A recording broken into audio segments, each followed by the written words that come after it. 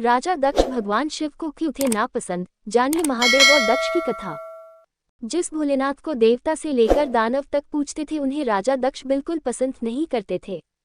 शिवजी के अपने ही ससुर क्यों उनसे इतनी नफरत करते थे, इसके पीछे के कारण के बारे में जानेंगे। पहला कारण यह है, ऐसी मान्यता है कि सावन के महीने में माता पार्वती ने भगवान शिव को पति के रूप में पाने के लिए कठोर तपस्या की थी। तब भगवान शिव प्रसन्न हुए और माता पार्वती को अपनी पत्नी के रूप में स्वीकार किया। वैदिक ग्रंथों में भगवान शिव और माता पार्वती से जुड़ी कई कथाएं प्रचलित हैं। माता पार्वती से विवाह से पहले शिव जी का विवाह सती के साथ हुआ था। कहते हैं कि माता सती मां पार्वती का ही रूप थी। दूसरा कारण है, पौराणिक मान्यताओं के अनुसार भगवान ब्रह्मा ने प्रजापति दक्ष को मानस पुत्र के स्वरूप में जन्म दिया था। दक्ष प्रजापति का विवाह अस्कनी से हुआ था। वह भगवान नारायण के परम भक्त थे। राजा दक्ष की सबसे छोटी पुत्री का नाम सती था। माता सती ने भगवान शिव को पति के रूप में पाने के लिए घोर तपस्या की थी। ये बात राजा दक्ष को बिल्कुल पसंद नहीं आई। तीसरा कारण है, एक समय राजा दक्ष अपने राज्य में जो भी भगवान शिवशंकर का नाम लेता था उनसे बहुत क्रोधित हो जाते थे। पौराणिक कथा के अनुसार राजा दक्ष और भगवान शिव के बीच नापसंद के 3 कारण हैं। वह कौन से कारण हैं?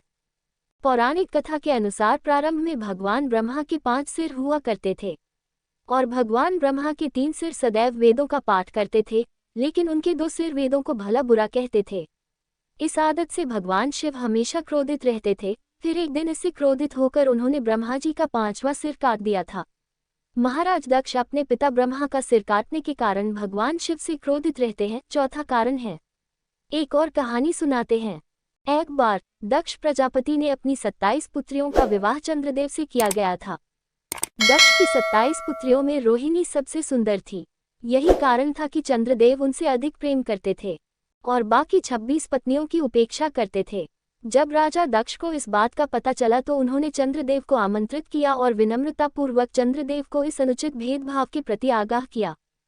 चंद्रदेव ने वचन दिया कि वह भविष्य में ऐसा भेदभाव नहीं करेंगे, लेकिन चंद्रदेव ने अपना भेदभावपूर्ण व्यवहार जारी रखा।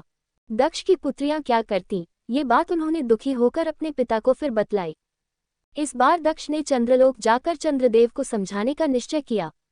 महाराज दक्ष और चंद्रदेव के बीच बात इतनी बढ़ गई कि अंत में क्रोधित होकर दक्ष ने चंद्रदेव को कुरूप होने का श्राप दे दिया था। श्राप के कारण चंद्रदेव की सुंदरता दिन ब दिन कम होने लगी। एक दिन जब नारद मुनि चंद्रलोक पहुंचे तो चंद्रदेव ने उनसे इस श्राप से मुक्ति का उपाय पूछा। नारद ने चंद्रदेव से श्राप से मुक्ति के लिए भगवान शिव से प्रार्थना करने को कहा।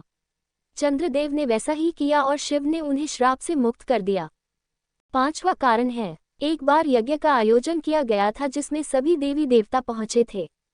इस यज्ञ में जब राजा प्रजापति पहुंचे तो सभी देवी देवताओं और अन्य राजाओं ने खड़े होकर राजा दक्ष का स्वागत किया, परंतु शिवजी ब्रह्मा जी के पास ही बैठे रहे।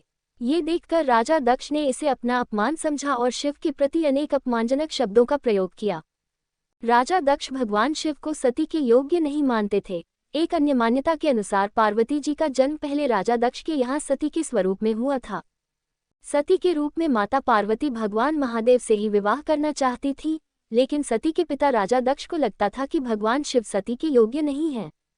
इसी कारण से जब उन्होंने अपने राज्य में सती के विवाह के लिए स्वयंवर का आयोजन किया था तो शिवजी को आमंत्रित नहीं किया था। हालांकि सती ने मन ही मन भगवान शिव को अपना पति मान लिया था। माता सती महादेव को प्रसन्न करने के लिए कठोर तपस्या करती थी। स्वयंवर में सती ने भगवान शिव का नाम लेकर पृथ्वी पर वरमाला डाल दी। तब शिव स्वयं वहां प्रकट हुए और सती द्वारा फेंकी गई माला को पहन लिया। इसके बाद महादेव ने सती को अपनी पत्नी के रूप में स्वीकार कर लिया और उन्हें लेकर वहां से चले गए। राजा दक्ष को ये बात पसंद नहीं थी कि सती ने उनकी इच्छा के विरुद्ध शिव से विवाह कर लिया था, इसीलिए राजा दक्ष भगवान शिव से नफरत करते थे। यह मुख्य कारण है।